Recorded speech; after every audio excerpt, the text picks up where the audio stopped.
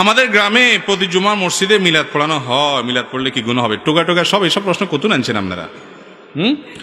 আপনাদের মসজিদে মিলাদ পড়া হয়, রাসূলের প্রতি দুরূদ পাঠ করা এটা ভালো কাজ না খারাপ কাজ?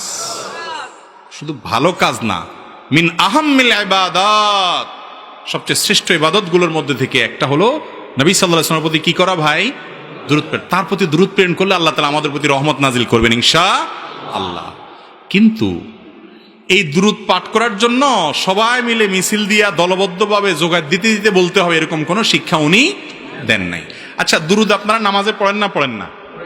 নামাজের মধ্যে দুরূদ কি আপনারা সবাই জোগাড় দিয়া বলেন একসাথে?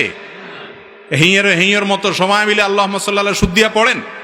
পড়েন না, বরং যার যার দুরূদ শেষে পড়েন না? তো নামাজের বাইরে কেন সবাই একত্র হয়ে যেতে হবে? রাসূল আকরাম সাল্লাল্লাহু আলাইহি সাল্লাম যে ইবাদত যেভাবে করতে বলছেন সেটা সেভাবে করতে হবে। দুরূদ আপনি একা পড়েন, সবাই মিলে যার যারটা পড়েন, এক্ষেত্রে শরীয়ত বলে দেয় না যে একজনের সাথে সবাই মিলে সুর মিলে পড়তে হবে। দুরূদের জন্য একত্র হইতে হবে সবাই, এমন কোন শিক্ষা দুরূদ পড়ার ক্ষেত্রে আমাদের নবীজি দেন নাই। আমরা একটু আগে শুনলাম নবীজি যা বলেছেন সেটা করলেই মুক্তি হবে, মন মতো করলে মুক্তি হবে না। এই জন্য দুরূদ পড়া ভালো, কিন্তু দুরূদের নাম দিয়া মিলাদ একসাথে হওয়া এবং একসাথে সুর মিলায় সবাই মিলে পড়া, এটা নবীজির শিক্ষা না। ওই যে পরগাছা কিছু ছিল ভুল ভ্রান্তি, তার মধ্যে এটা একটা। বেশিরভাগই ভালো ছিল, মুরব্বীদের দু চারটা ভুল ভ্রান্তি ছিল। আমরাও মানুষ, আমাদের কোনো ভুল হইতে পারে, হয়তো আমাদের সন্তানরা পরে ধরাই দিবে। যেটা ভুল সেটা অবশ্যই বাদ দিতে, নাকি ভুলটাও ধরে রাখবেন? আল্লাহ আমাদেরকে সঠিকটা শোনার সাথে সাথে মানার তৌফিক দান বলুন, আমিন। দুরূদ নিজে নিজে পড়বেন।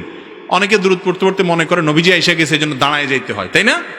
আরে ভাই, নবীজি আইসা গেছে, দুরূদ পড়লে যদি নবীজি আইসা যায়, তাহলে নামাজের মধ্যে দুরূদটা পড়ি ওইটা হয় আরো বেশি গুরুত্বপূর্ণ, শ্রেষ্ঠ দুরূদ, তাই না? এই সময় তো নবীজি আসে যান না কথা, তাহলে তো সব খাড়া যান না কথা, ঠিক না ভাই? ঠিক। আর নবী করিম সাল্লাল্লাহু আলাইহি ওয়াসাল্লামের প্রতি দুরূদ পড়লে যদি দাঁড়ায় যাওয়া লাগে, তাহলে কোরআন শরীফ পড়ার সময় তো ফ্যানে ঝুলা দরকার। এগুলা কোনো যুক্তির কথা না। মনে রাখবেন, আমাদের অনেক ভাইরা এগুলো কারণে আমাদেরকে ভুল বোঝে, বলে এরা নবীর দুশমন। নাউজুবিল্লাহ। আমরা কি নবীর দুশমন ভাই? নবীরে মোহাব্বত না করলে মুসলমান থাকে নাকি আবার? অতএব দুরূদ পাঠ করা লাগবে কি লাগবে না? কিন্তু তার জন্য আনুষ্ঠানিকতা নাই, যেভাবে আমরা বানিয়ে নিয়েছি। আল্লাহ তাআলা আমাদেরকে সহিহ পদ্ধতিতে দুরূদ পড়ার তৌফিক দান করুন।